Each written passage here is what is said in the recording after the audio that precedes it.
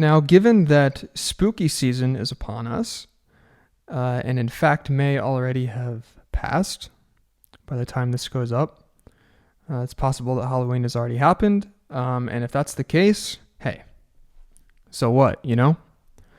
Never a wrong time for a good spookin', I always say. And scary music is something that's rarely discussed with any sort of useful detail. So hopefully we can accomplish that today. So what is scary music? What are some examples of scary music? And how can we look at it and analyze it in such a way that as composers we can more effectively or more easily write scary music? And if you're not a composer, if you're just here to try to understand and appreciate it more for whatever reason, then hopefully we can help with that too. So let's tackle the first question first, since it's the easiest, kind of. What is scary music? Scary music is music that makes you scared. Cool. Now there's a problem with this definition. First of all, using the thing you're defining in the definition. Yeah, I know. Cool. Okay. Second problem, first a real problem. People are scared by different things. What is scary to one person might not be scary to another. The second problem is that there hasn't been any real concrete scientific study on any of this, probably in part due to its subjectivity, right? There's no spooks per note measurement that we can use to talk about music. There have been some studies, which I'm aware of, which suggest that really low sounds and really high sounds will elicit some sort of primal fight or flight response, probably as a result of some evolutionary way of avoiding certain types of animals when living out in the wild. But I don't believe any of those studies really approached it from a musical angle. And of course, not all low notes and not all high notes will elicit that same evolutionary response. And so the application of those ideas are, in our musical context, quite limited. So just know that for a lot of this, I'm kind of talking out of my ass and making stuff up as we go along, just in an attempt to understand this. And so just take what I'm saying with a grain of salt, okay? Let's watch a clip first from The Shining, and then I'll talk some more.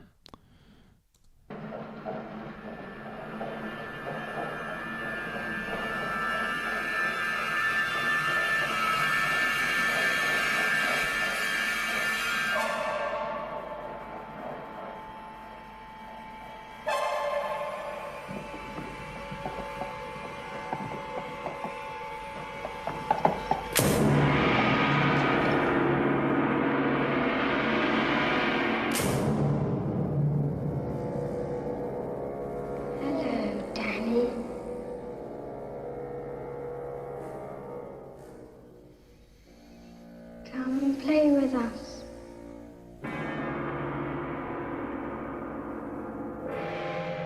Come and play with us, Danny. Forever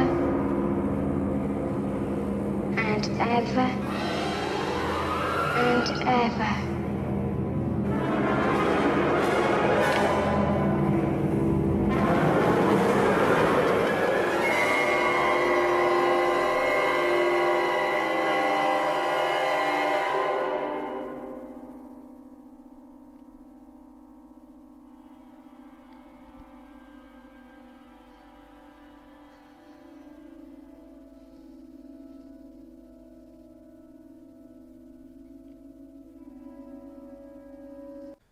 Now that we're all properly spooked, just so we have some footing in this kind of, again, subjective and abstract landscape, and so that you at least understand where I'm coming from with this, even if you disagree, what is most effectively scary to me is ambiguity.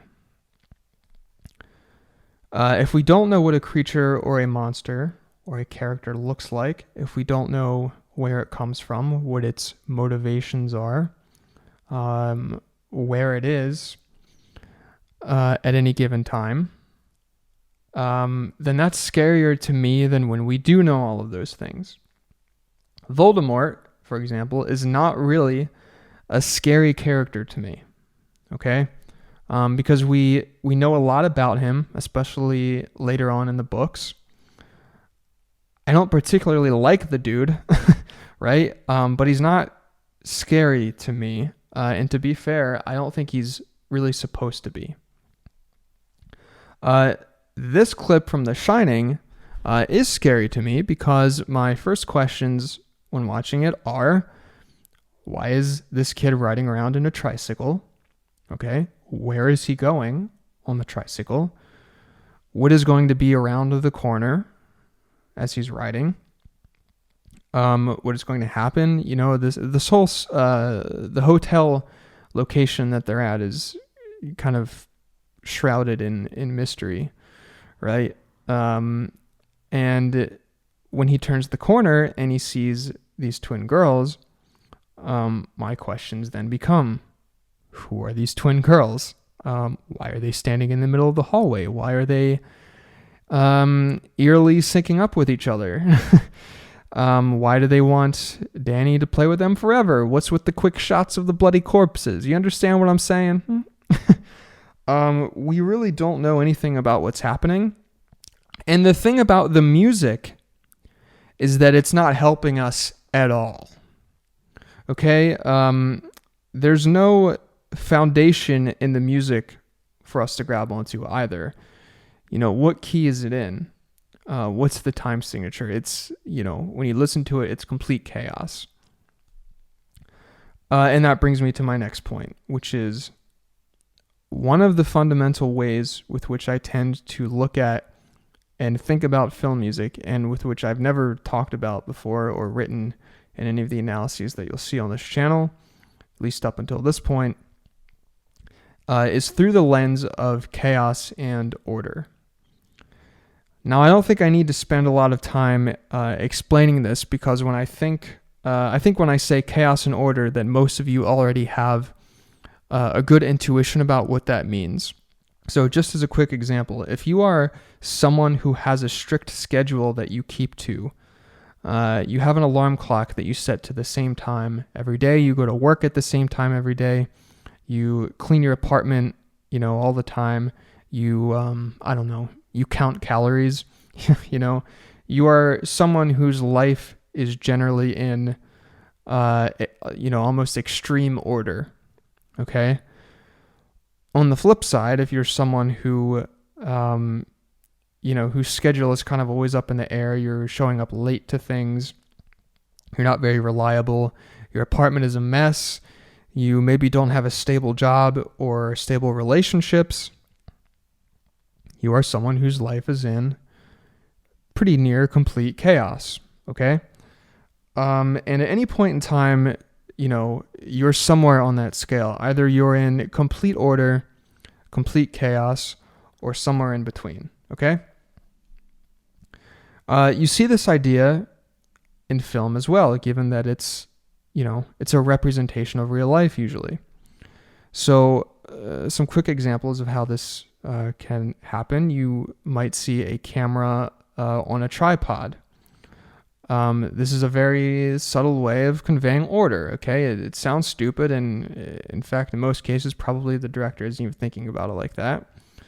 But contrast that with a camera, with a shaky cam in an intense fight scene. You know, the camera's moving, it's just trying to follow the action, but there's no, it's not smooth, you know, it's hard for us to follow sometimes. Another way that this can happen is through lighting. A character who is, you know, in darkness may suggest that that character is a bit ambiguous with their intentions, versus a scene which is completely well lit, which is, you know, comfortable for us to look at. You also see this idea manifested in the music, which accompanies these films as well, in many different ways. And this is sort of the crux of my point now. So in music, you have all of these different elements which combine together to make something that we hopefully like. Okay? So we've got melody, harmony, rhythm, timbre, right? All of these different elements come together. And chaos and order can kind of map itself to those individual elements in some way, at least the way I see it. So I'm going to walk you through some of this now. So for melody, let's look at intervals, since that's all melodies really are. They're a series of intervals. On one hand, we've got the major second, the perfect fourth, the perfect fifth. Okay, these are all pretty pleasing intervals to listen to, and we can easily contextualize them. Contrast that with intervals like the tritone and the minor ninth, both intervals which are very much not pleasing to listen to, and harder to imagine a context or where they might lead. Okay, a bit of a loose interpretation for this one, but melody alone, it doesn't give us a whole lot to work with. For harmonies, on one end, we've got the order belonging to the major chord, okay? Even the minor chord. We're all familiar with these chords. We've all heard songs which incorporate these chords. We can easily contextualize them and imagine what might come next, even if subconsciously. Maybe somewhere in the middle, we've got a major 7, sharp 11 chord. Okay, harder to comprehend, but not really, right? Then the closer we get towards chaos, maybe we have some funky polychord like an F sharp minor major 7 chord with a G minor underneath and a C sharp in the bass. I don't know. I'm making it up, okay? Definitely harder to comprehend, I think. Then in complete chaos, on the other side, we've just got a half-step cluster. A bunch of half-steps shoved together. Now, why? My question to you would be, what is the root of a half-step cluster? Right? How do you contextualize that within a key? You understand what I'm saying? Like, where does that go? It's complete chaos. Same goes for keys, and I'll try to speed through the rest of these. On one hand, you've got the major scale and the minor scale as structures which we're all familiar with, and on the other hand, you've got things like the diminished scale and the chromatic scale, much harder to imagine where, home base is there, so to speak. For rhythm, any kind of repetitive 4/4 beat will immediately set you in order. It's something we're all generally very familiar with. And also any consistent measured subdivision of the beats will do the same thing. For chaos, anything inconsistent will do, or any unmeasured rhythm, such as the unmeasured tremolo, where you're just trying to play as fast as possible with no regard for the beat subdivisions. And for timbre, playing instruments generally will provide some order to the composition.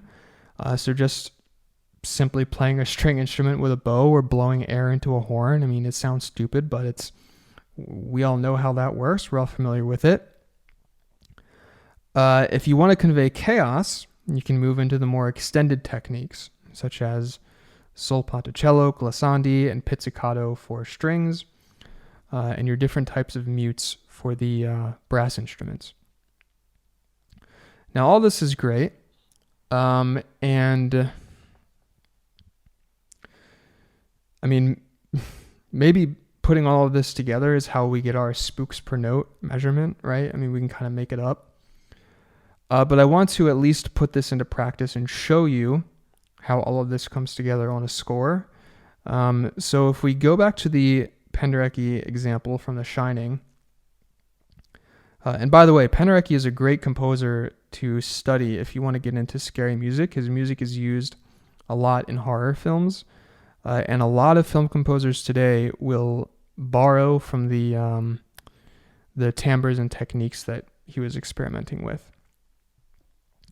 So here's the score to the excerpt of The Shining that we watched earlier when Danny's riding on the tricycle. And if you look here, we've got very strange notations. So part of Penderecki's whole thing was like, very avant-garde, but even to the point of saying, let's throw out the kind of conventional notational standards and do some wacky stuff. And so what you see here is, sometimes you'll see these arrows saying like, play the highest note that you can.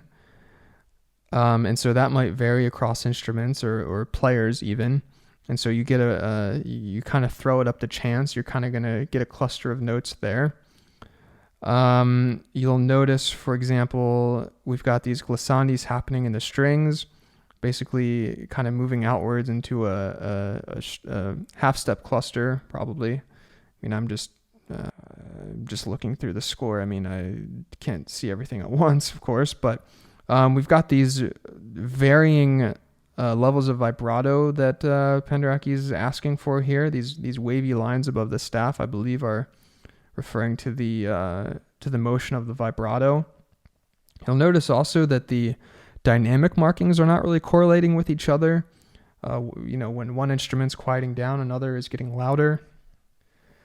Let's keep going here. And also, I mean, the thing is, we have a time signature here, but also, I mean, there are musical events which are happening which are not really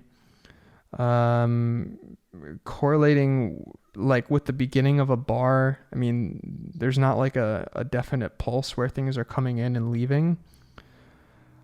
And where I know that there's these, so these runs in the woodwinds are pretty bizarre too. And I mean, if you look here, it's not like these are doubling each other in octaves. They're all playing all of these different notes. And the point is, we could sit here and like just look at this little section right here with this run in the woodwinds and try to dissect it and say, well, what's each instrument doing and what's the difference between them, and is there a pattern here, and how can we try to understand it via some structure? And the thing is, I really think we would be wasting our time. Like, I don't think it's the point is that there's some kind of structure or math behind this.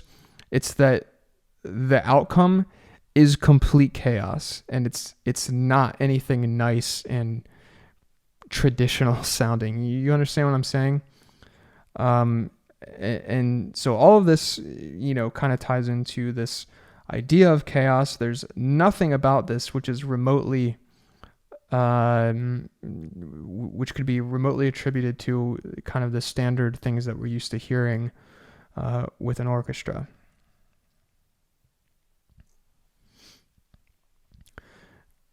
Now, I want to talk about two more things quickly before we move on, just to give you something to think about. So, first of all, another effective way of scoring scary scenes with the intent of making them more scary is to simply not write any music. And I think this is kind of an underappreciated way of doing it. I think sometimes the absence of music really kind of pulls the rug out from under the audience and says, you're on your own now, right? Like, it's really music taken to the chaotic extreme, right? Like, what's the tempo of the piece when nothing's playing? What's the key? So it kind of leaves the audience on their own to figure things out. And so that's something to consider, I think. Now, you're not going to get any scary music out of that because you're not going to get any music, but something to think about, right? The other thing I want to mention is that there are probably some examples of scenes which are scored using some of the techniques that might fall under order.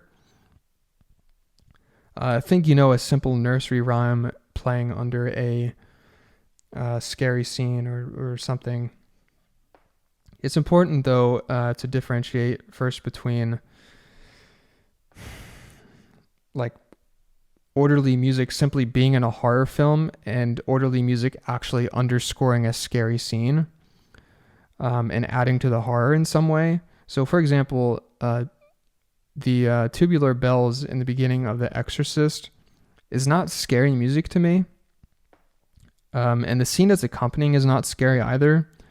The woman's she's just walking through the town. Like, I mean, there's nothing happening. I think that piece often gets associated with being horror only because it's in a movie, which is generally scary, and not because the piece itself is scary or because the context the piece was in is scary. I hope that makes sense. I would tread carefully here, is all I'm saying, because I don't find that it's consistently effective to go this route with the music. And in fact, I think you run the danger of being kind of campy when you start pulling out the detuned music box at this stage in the game and start playing nursery rhymes. Or like having a little kid sing a cute little song, but like a creepy kid, you know? So anyway, that's all I have to say about that. Just thought some of you might be interested in hearing that. Let me know what your thoughts are on all of this. And also, what are some of your favorite horror scores? I've been listening to a lot of them lately, and it's kind of been driving me crazy, but also I'm already crazy. Question is an answer. Even as a question with another question. Bit of a dodgy question. Dodgy question is a question. Question is an answer. Even as a question with another question. Bit of a dodgy question. Dodgy question, yeah.